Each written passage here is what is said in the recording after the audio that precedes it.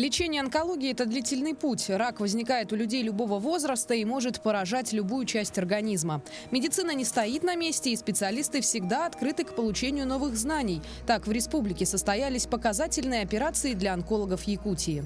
Ну что, мы готовы начинать. Коллеги, добрый день. Кто в операционной?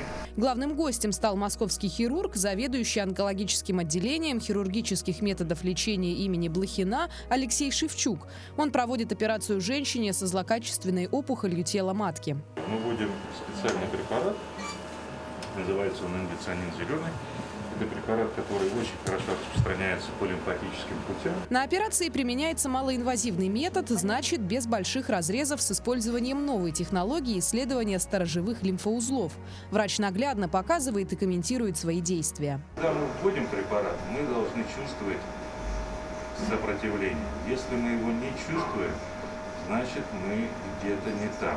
Данный метод позволяет получить важную информацию о распространенности рака за пределами опухоли. Этот препарат наглядно подсвечивает зеленым цветом нужные лимфоузлы. Хирург берет оттуда пробы, которые сразу в ходе операции отправляют исследовать на метастазы. В случае подтверждения пораженные метастазами лимфоузлы удаляются. Как отмечает Алексей Шевчук, якутский онкодиспансер значительно вырос в технологическом плане и отвечает всем современным требованиям. Все операции, которые выполняются здесь, выполняются на самом высоком технологическом уровне.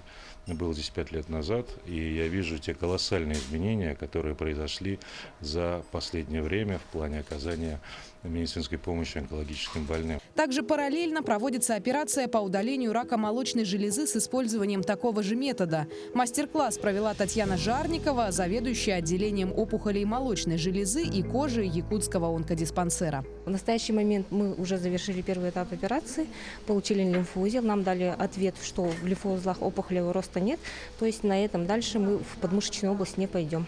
Раньше такого не проводилось, раньше всем женщинам с начальными раками, в том числе молочной железы, проводились полные лимфоденектомии, а сейчас же у нас есть возможность определять эти сторожевые лимфоузлы, убирать 2-3 лимфоузла, а не 15, 18, 20, как раньше. Детские опухоли отличаются от взрослых, и онкологию в возрасте от 0 до 18 лет нельзя предупредить. Сейчас на диспансерном наблюдении в республике состоит 234 ребенка. Специалисты отмечают, причинами возникновения рака у детей является множество факторов. Опухоли в основном эмбриональные опухоли. Да? То есть это опухоли, которые зародились уже, как человек зарождается в матери, ребеночек зарождается, вот там же и зарождаются эти опухолевые клетки. Вообще опухолевые клетки у каждого человека до 5% у каждого здорового человека должны быть. Ну, есть. Угу. Но тут происходит сбой происходит, и начинают эти клетки бурно расти. Если скажете, какая причина, да, возникновения, вот у нас вот, например, дети тут лежат, родители здоровы, родители не имеют какой-то вот наследственности, да, то есть их родословная чистая, то есть они не имеют каких-то заболеваний, что если мы думаем о наследственности, да, или они, например, говорят, да, у нас бабушка там болела раком, да, эти взрослые опухоли, они кардинально отличаются от детских. Основной метод лечения пациентов в детском онкологическом отделении – химиотерапия. Некоторые дети направляются в федеральные центры на дальнейшее лечение, например, операции, лучевая терапия и трансплантация. Врачи из Якутии тесно сотрудничают с ведущими специалистами федеральных клиник страны. Детское онкологическое отделение – это тот блок больницы, где дети могут чувствовать себя как дома. Для этого созданы все условия. Конечно, детишки у нас очень такие смышленые, даже маленькие, очень умные. В контакт входит очень даже хорошо. И вот когда они, да, надолго лежат, они, да, воспринимают уже как свою родную, знакомую.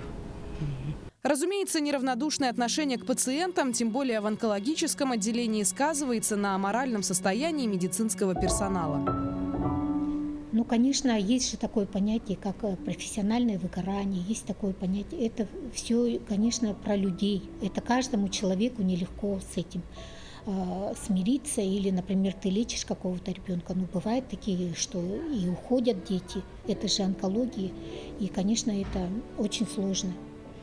Но у нас мы, конечно, все это понимаем, но когда вот есть психолог, допустим, он занимается вот с выгоранием именно медработников, допустим, у врачей, сестер, санитарочек, чтобы, стараемся как бы держаться. И все-таки лучшие моменты их больше, чем плохих. Работа психолога необходима в таком специфичном отделении. Естественно, для родителя большой стресс узнать о том, что его ребенок болен. И, разумеется, большая радость получить новость о скорейшем выздоровлении.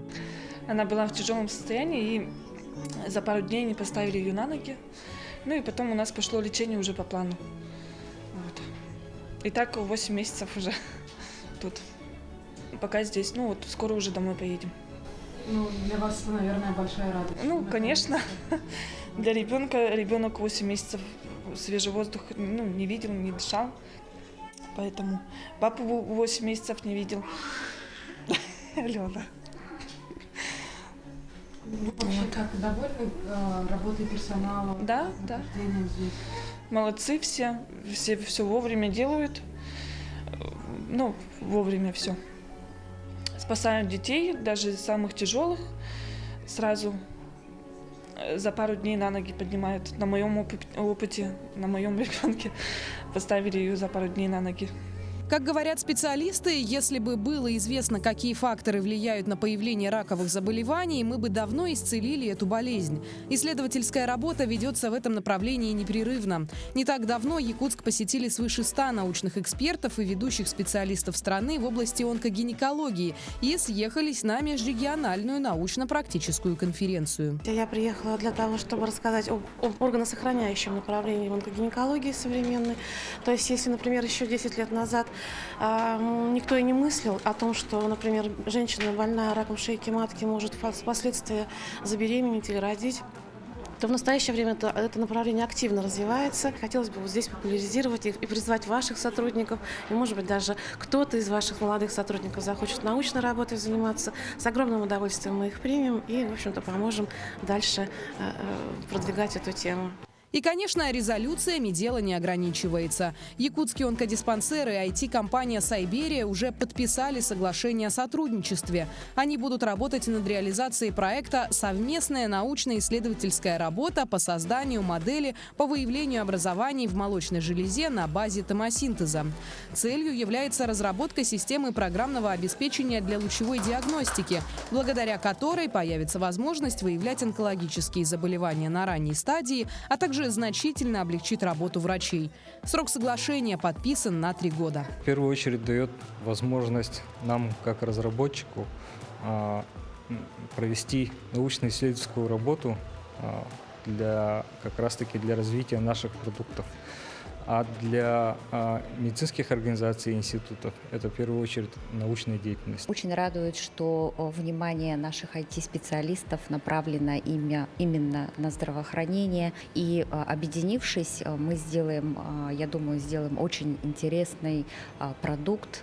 Надеемся, что он будет качественный. У нас, как у специалистов, тоже есть свои идеи, свои наработки. И вот совместная работа, я думаю, принесет очень хорошие результаты.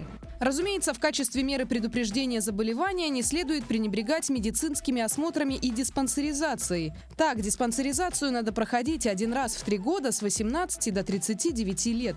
1 раз в год для женщин гинекологический осмотр и 1 раз в 3 года взятие мазка с шейки матки, цитологическое исследование мазка с шейки матки. Осмотр кожных покровов, слизистых губ и ротовой полости, пальпация щитовидной железы и лимфатических узлов 1 раз в год в возрасте от 40 до 64 лет. Маммография для женщин обеих молочных желез в 2 проекциях с двойным прочтением рентгенограмм 1 раз в 2 года. Эзофагогастродудоноскопия в возрасте 45 лет. Определение для мужчин простат-специфического антигена в крови в возрасте 45, 50, 55, 60 и 64 лет. Исследование кала на скрытую кровь иммунохимическим качественным или количественным методом 1 раз в 2 года. Общий анализ крови на гемоглобин, лейкоциты и СОЭ.